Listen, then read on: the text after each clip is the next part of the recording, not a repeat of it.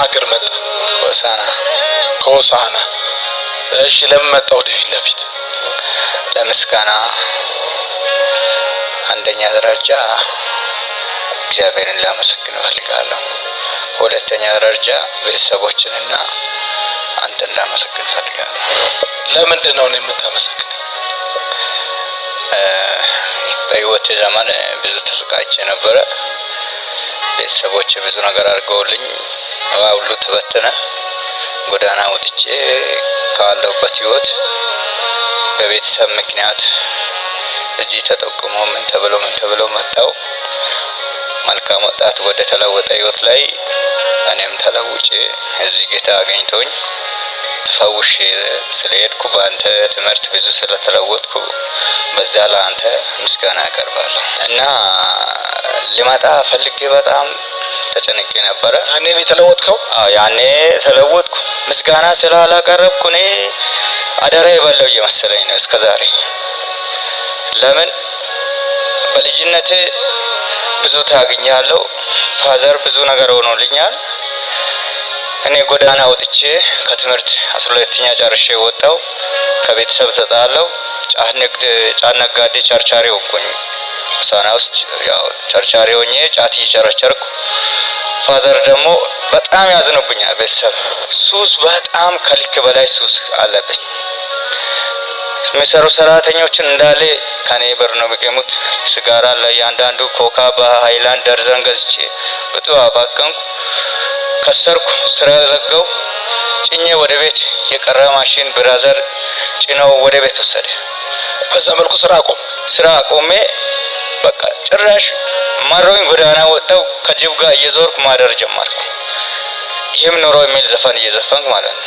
እሺ ከዛ ሲስተር እዚህ አለች። ለካ በውስጥ ተወያይተው እዚህ አስመዝግበዋል። ፋዘር አንዴ ሐዋሳ ትሄዳለህ፣ ትንሽ ረፍ አድርጋ ተዝናንተህ ትመጣለህ አለኝ። ይሄ ሰውዬው ምን አስቦ ነው? እሺ በቃ አልኩት። ግራ ገብቶኝ ምን አስቦ ነው እኔ እስከ ሐዋሳ ሄደህ ትዝናናለህ ያለኝ? በቃ ግራ ገባኝ። ቀኑ እየቀረበ መጣ። ነገሩኝ እዚህ ትመጣለህ ብለህ ሲስተር ትደውላለች። እሺ አልኩ። እዚህ እንደውም አላውቅም እኔ ምንም አላውቅም። ከዛ ነገ ትሄዳለህ፣ ተመዝግባል፣ ትማራለህ፣ ቸርች ዮናታን አለ። ዮናታን ጋር እሺ። ያኔ የሆነ ቤት ቁርስ ልንበላ ጠዋት ምንገባ ቤት አንተ ቻናል ይከፈታል። ብዙ ትንሽ የምትሰጠኝ ትምህርት አልነበረ፣ ትንሽ ወዳል። ከዛ አንፃር እሺ በቃ ብዬ መጣ። ልሄድ 5,000 ብር ስጡኝ አልኩ። አረ ሂድ፣ እዛ ቁርስ ምሳ እዛ ነው ለአንተ የሚያስፈልግ ነገር ሂድ አለ። 5,000 ብር ካልሰጠኝ አልሄድም። አምስቱም ቀን እምቢ ካለኝ ሙዴ ካልመጣ አሞራ ገደል ቂሜ እመጣለሁ ብዬ 1,000 ብር ለቀን ማደኩ።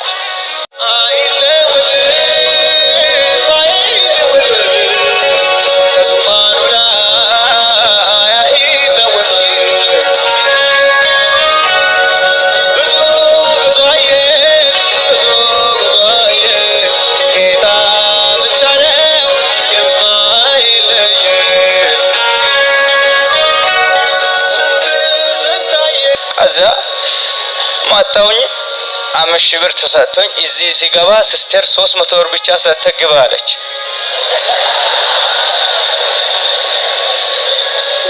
ኧረ ብዬ በቃ የሲስተር ባል ሼም ሲይዘኝ ግባ ስለገባው ገብቼ 300 ብር አላልቅ አለኝ። በምን ልጨርስ? ድሮ 300 ብር ያው በደጎ ጊዜ ነው የመጣው። ከዛ በቃ እዚህ ሰኞ ዕለት ተምረን ዋለን። መልካም ወጣት ወደ ተለወጠ ህይወት እንደ ብራብሮ በቃ ያስተማርከኝ ብዙ ትምህርት አለ።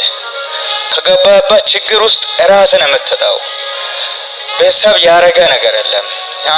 ያኔ ተው ያሉ ጊዜ እናትና አባት ላንተ ህይወቴን አውቆ ነው ተው ያሉ።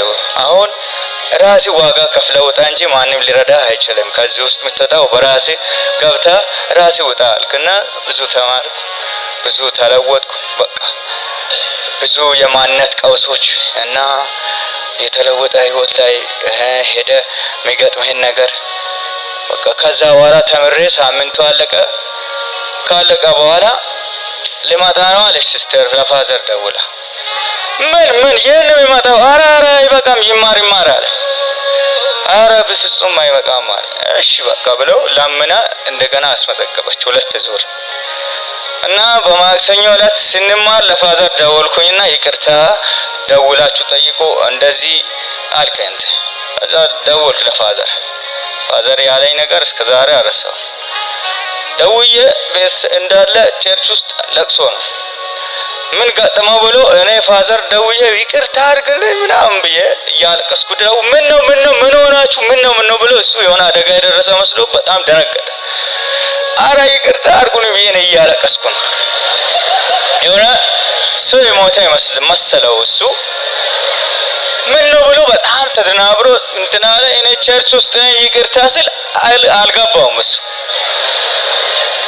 በቃ በኋላ ማዘርን አገናኙ ይላል። እኔ ስራ ቦታ ነኝ ምንድነው? አረ ማዘር ይቅርታ ልጠይቃት ነው። ስራ ቦታ ነኝ ማታ አገናኛለሁ አለ። ከዛ እዚህ ተለወጥኩ። ፋዘር ጋር ደውለው ተለውጠዋል፣ እንደገና ተምረው እየወጣ እየገባ ነው፣ ኖርማል ነው አሉ። በኋላ ላይ ወደ ሀገር ቤቴ ልሄድ ጨነቀኝ። ሄጄ ከማን ጋር ነው የምውለው አልኩ። አንድ ኖርማል ሰው የለም፣ ሰላም የሚለኝ ሰው ኖርማል ሰው ማይቂም ሰው አንድ ሰው ተጣግቼም ሰላም ብዬ መላቅ ሁሉን ኖርማል አይደለም እብድ ምቂም ሰው ብቻ ነው። አንድ ጓደኛ አጣው። ማጋ ነው የሚሄደው ብዬ ስራ ፈልጌ እዚህ ሀገር ስራለሁ እንጂ ለየትም ሆሳዕና አልሄድም አልኩ።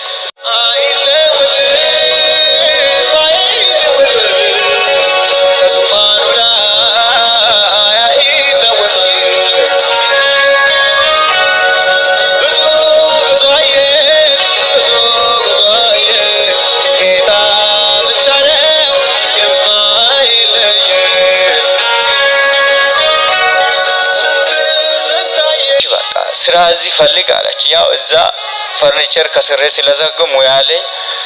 አንድ ቤት ገብቼ የሆነ ቁም ሳጥን ልሰራ ፈለኩ። ስራ አለኝ ሰራውና በቃ እዚህ ስራውን እናመቻቻለን አሉኝ። እንደገና ሄድኩኝ። ሄጄ አንተ ደግሞ ስታስተምር ሄጄ ከማጋ ሆናለሁ አትበል፣ እግዚአብሔር ሰው ያዘጋጅላል፣ እግዚአብሔር ሰው ይመድባል። ከማጋ ሆናለሁ አትበል፣ ሄደ ከነዛ ጋር አትዋል፣ መንደር ቀይር፣ የውሎ ሰፈር ምርጫ ነው እንደዚህ ያረገ ምናምን ብላ ስላስተማርከኝ በቃ በዛም ስብከት ሄጄ እሱ ትንሽ እንትን ኮንስትራክሽን ነው የሚሰራው። ከሱ ጋር ናጽነት ጀመርኩ። በቃ እናንተ 300 ብር መድባለሁ አለኝ። እየሰራው ደግሞ ሲሰጠኝ እኔ ምንም አልፈልግም የቡና 100 ብር ብቻ ስጠኛል። በቃ ከቦታ ዘለው ቤት ሮጠ። እኔን የሚበላኝ ልጅ ዛሬ ብር አልፈልግም አለ ለማዘር ፋዘር። ገርሟቸው በቃ በዛ ህይወት እያለው በአጋጣሚ በቃ እኔ ጅብሰም ስራ ማብራትም እየሞከርኩ ወጣ ገባ በዛው ይሄ ነገር ለጥሩ አይደለም ሊመልሰኝ ነው ወይ ብዬ ፈራውና ጅብሰም የሚሰሩበት ቦታ ሱሰኛም እያጋጠመኝ መጣ። አረ ይሄ ነገር ከጀርባዬ አንድ ሰው ከሌለ መልሶ ሊከቱኝ ነው ብዬ ያው የትዳር ጓደኛ ስጠኝ ብዬ እግዚአብሔርን ጠየቅኩ። 1 ሳምንት አጋባሁ።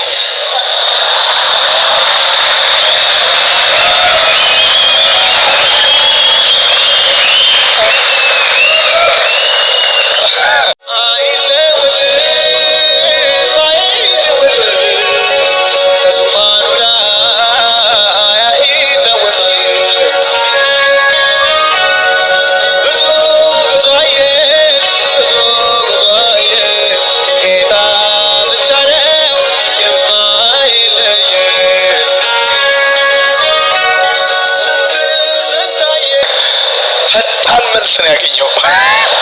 1 ሳምንት ጸለየ፣ በሚቀጥለው ዘመን አገባ። እንኳን ደስ አለ በሉት እንጂ አጨብጭቡለት።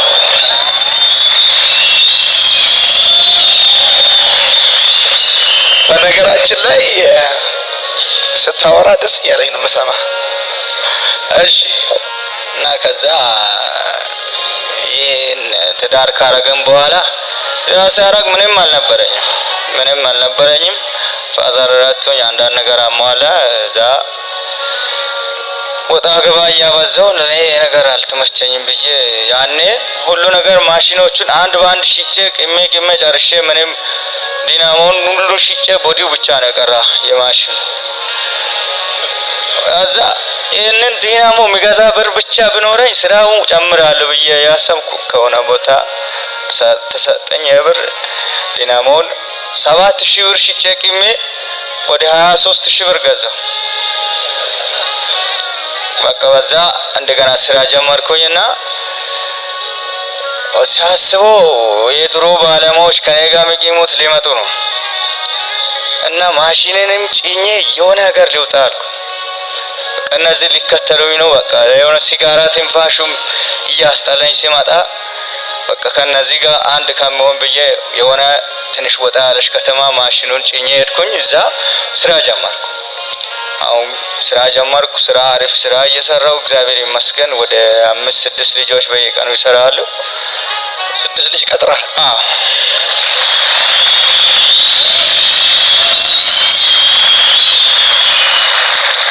እሺ ልጅስ ወለድክ? ከዛ ደስ የሚል ወንድ ልጅ ወለድክ። እግዚአብሔር ይመስገን።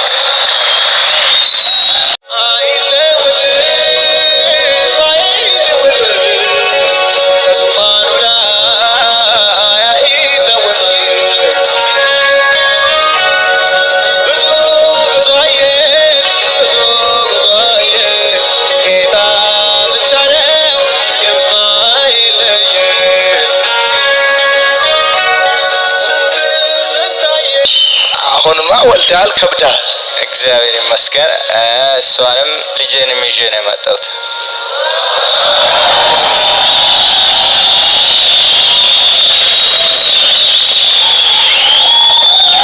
አንተን ወደ ተለወጠው ሳስተምር አብሮ የተማረ ልጅ አለ።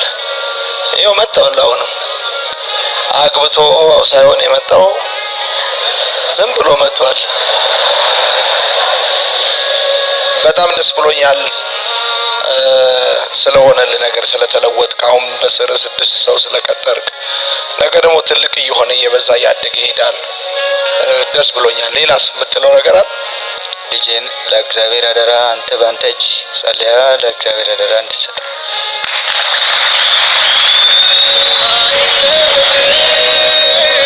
እሺ ይምጣ።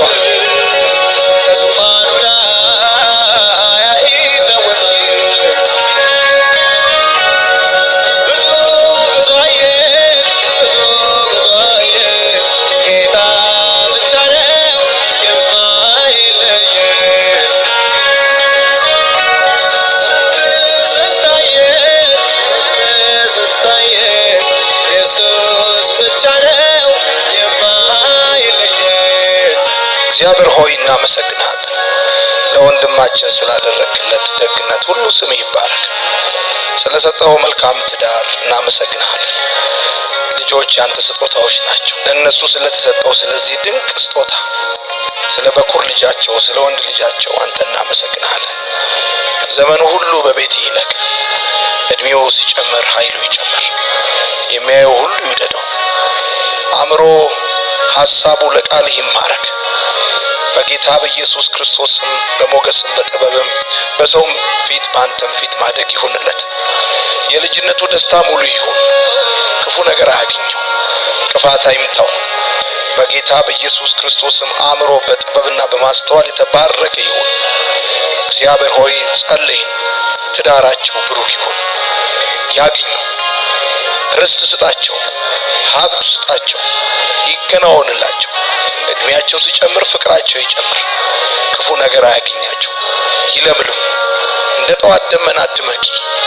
አንቺ እህታችን ከዝናብ በኋላ እንደሚበቅል ልምላሜ ለምልሚ። ሽታሽ በእግዚአብሔር እንደተወደደ የስንዴ እርሻ ሽታ ይሆንልሽ። አሜን።